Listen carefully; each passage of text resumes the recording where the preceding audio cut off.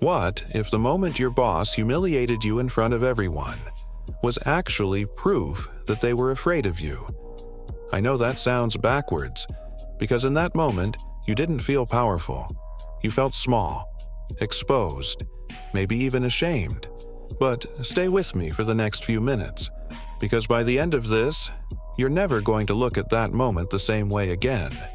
Most people have lived this at least once. You're in a meeting, or a hallway, maybe just eating lunch with your team, and your boss says something about you. Not quietly, not in a private conversation. Right there, in front of everybody. A cutting remark, a dismissal of your idea, a correction that could have waited 5 minutes until you were alone, but didn't.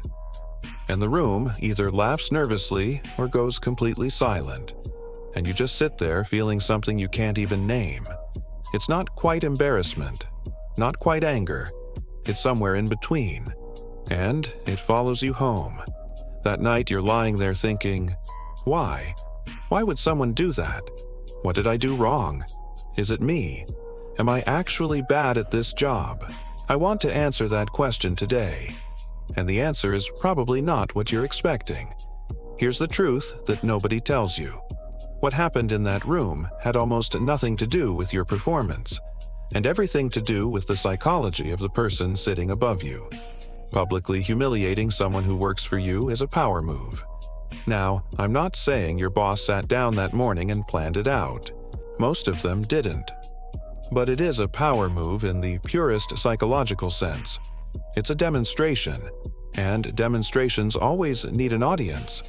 Think about what actually happens in that room when a boss embarrasses an employee in public.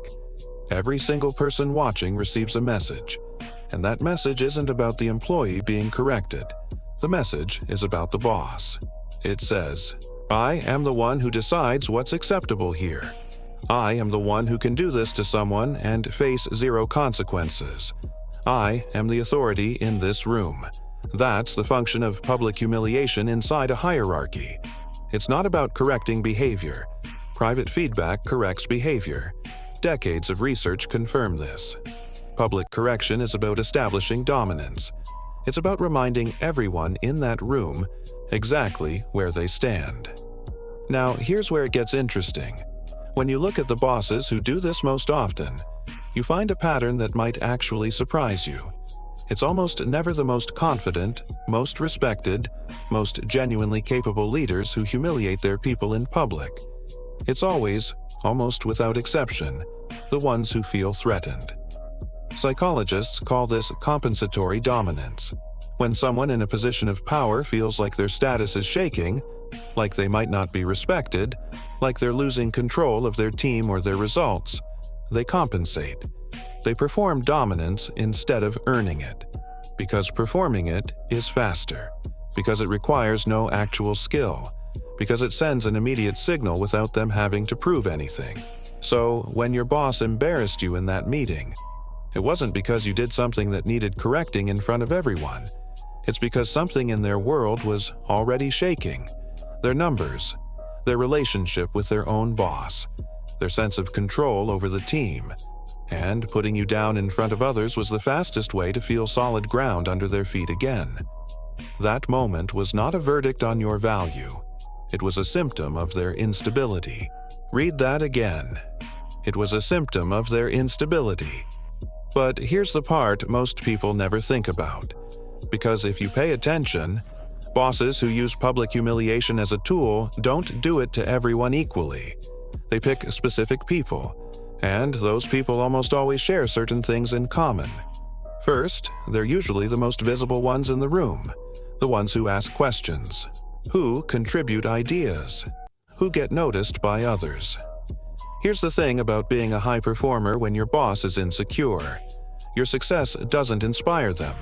It threatens them. If other people are noticing you, your boss is being compared to you.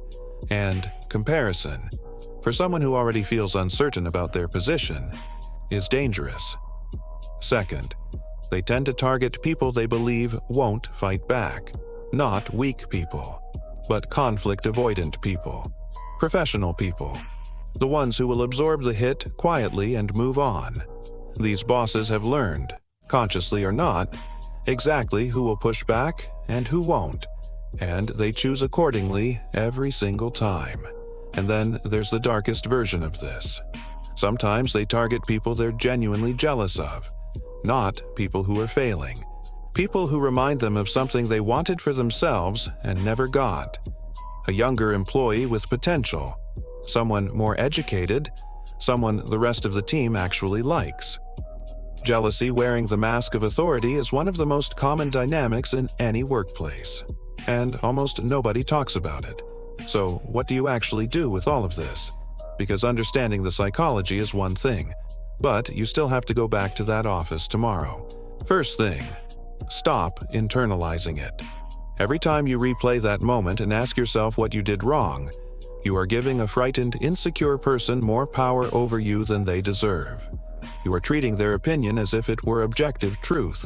It never was. Second, understand what that moment was designed to do. Public humiliation is built to provoke a reaction: anger, tears, defensiveness, shut down silence. Any of those responses confirm the power dynamic they were trying to establish. The most disarming thing you can do is stay calm, not fake calm, real calm. Because real calm in the face of a dominance display sends a message they are completely unprepared for. It says, "That didn't land the way you intended," and that is more threatening to them than anything you could say. Third, protect yourself quietly. An insecure boss who uses public humiliation does not stop. The pattern will repeat. It always does. The employees who survive this, not just emotionally but professionally, are the ones who built relationships outside of that boss's reach. Other managers, other teams, other departments. People who can speak to your value when the only person above you is actively working to erase it. And the last thing. The thing that takes the longest but matters the most. See this situation for exactly what it is. You are not in a relationship with someone who wants you to grow. You are in a political situation with someone who feels safer when you are smaller. And no amount of better performance, more compliance, or quieter existence will ever change that. Because the problem was never your performance. The problem is that you walked into that room carrying something your boss couldn't handle.